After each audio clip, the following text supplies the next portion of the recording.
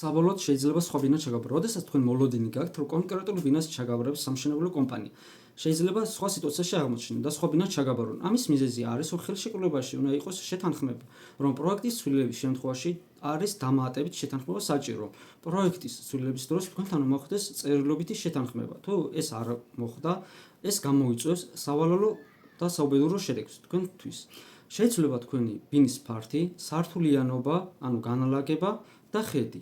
ასევე მნიშვნელოვანი არის ხელშეკრულებაში იყოს გაწერილი, როდის მთავრდება მშენებლობა, როდის გადმოგცემთ ბინას საკუთრებაში და როდის შევა კორპუსი ექსპლუატაციაში. ასევე მნიშვნელოვანია, რომ მშენებლობის დაგვიანების შემთხვევაში რა პასუხისმგებლობა დაეკისრება სამშენებლო კომპანიას. ასევე მნიშვნელოვანი არის, რომ როდესაც თქვენ თანხის გადახდას დააგვიანებთ, როდის შეწყდება ხელშეკრულება, რა პასუხისმგებლობა გეკისრებათ, რა თანხას დაიტოვებს კომპანია და თანხის რა ნაწილს დაგიბრუნებთ თქვენ.